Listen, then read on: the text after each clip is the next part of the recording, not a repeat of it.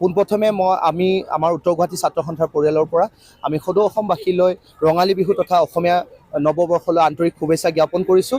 আশা কৰোঁ সকলোৰে বছৰটো ভালকৈ যাওক আৰু আজি 2 বহাগ, এই 2 বহাগৰ তাৰিখটোতে আমি সদৌ উত্তৰ গুৱাহাটী ছাত্ৰ সন্থাই আন বছৰ দৰে এইবিলো উত্তৰ গুৱাহাটী বালি চাপৰিত আমি বিহু কৰ্মশালা আয়োজন কৰিছিলোঁ আৰু এই বিহু কৰ্মশালাৰ লগত সংগতি ৰাখি এক মুকলি বিহুৰ আয়োজন কৰিছিলোঁ। আৰু এই মুকলি বিহুত আমাৰ মাজত আমাৰ উত্তৰ গুৱাহাটীৰে বিহু হুঁচৰি দল, জেং বিহু, আমাৰ কণমানি শিশুসকল 200ৰো অত্যাধিক ছাত্ৰ ছাত্ৰীক ইয়াতে প্ৰশিক্ষণ দিছিলোঁ। বাবা কোঁৱৰ আন্তঃৰাষ্ট্ৰীয় খ্যাতিসম্পন্ন বৰ বিহুৱা আৰু ধীৰাজ গগৈ ৰাষ্ট্ৰীয় পৰ্যায়ত সুনাম কঢ়িয়াই অনা আমাৰ ধীৰাজ গগৈদেৱৰ নেতৃত্বত এই প্ৰশিক্ষণ চলিছিল আৰু এই প্ৰশিক্ষণত সকলো ছাত্ৰ ছাত্ৰীক মানপত্ৰ আৰু এখন ফুলাম গামোচাৰে সম্বোধনা জনোৱা হৈছে। লগতে অসমৰ যি লোককৃষ্টি সংস্কৃতি আছে ইয়াক প্ৰদৰ্শন কৰাৰ কাৰণে আমি এটা প্ৰয়াস কৰিছিলোঁ আৰু ইয়াতে উত্তৰ গুৱাহাটী তথা অসমৰ বিভিন্ন অঞ্চলৰ পৰা আমাৰ আমন্ত্ৰিত অতিথিসকলো আহি ইয়াৰ মাজত অংশগ্ৰহণ কৰিছে। প্ৰথম কথা হ'ল এইখন আলোচনী উন্মোচন কৰিব পাই মই নিজকে সৌভাগ্যৱান বুলি ভাবিছোঁ আৰু তাৰপিছত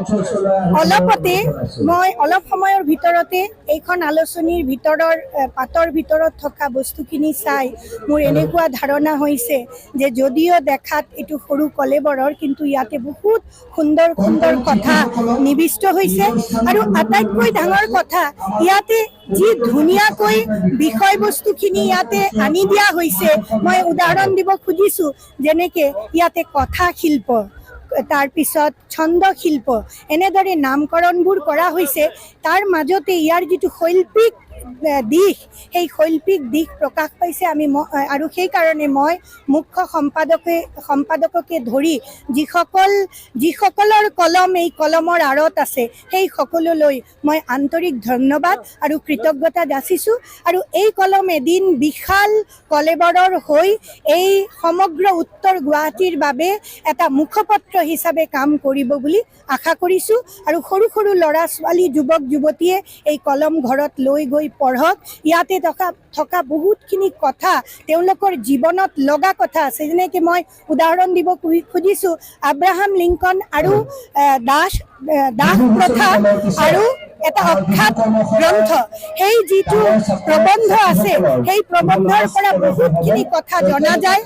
তাৰোপৰি ইয়াতে বিহুৰ বিষয়ে বহুত কথা আছে, সেইখিনি কথা আচলতে উঠি অহা ল'ৰা ছোৱালীয়ে জানিব লাগে। বিহু যে কেৱল মাত্ৰ নৃত্য গীত নহয়, বিহুৰ লগত যে আমাৰ এটা সাংস্কৃতিক পৰম্পৰা, ধাৰ্মিক পৰম্পৰা যে সংযুক্ত হৈ আছে সেই বিষয়বোৰ আচলতে আমাৰ উঠি অহা ল'ৰা ছোৱালীয়ে জানিব লাগে আৰু এই কলমৰ মাজেদি আচলতে সেইখিনি কথা মানুহৰ মাজত গৈছে আৰু যাব আৰু সেইখিনি সৰু সৰু ল'ৰা ছোৱালী যুৱক যুৱতীৰ জীৱনৰ কাৰণে অত্যন্ত উপযোগী হ'ব বুলি মই আশা কৰিছোঁ। ধন্যবাদ, নমস্কাৰ।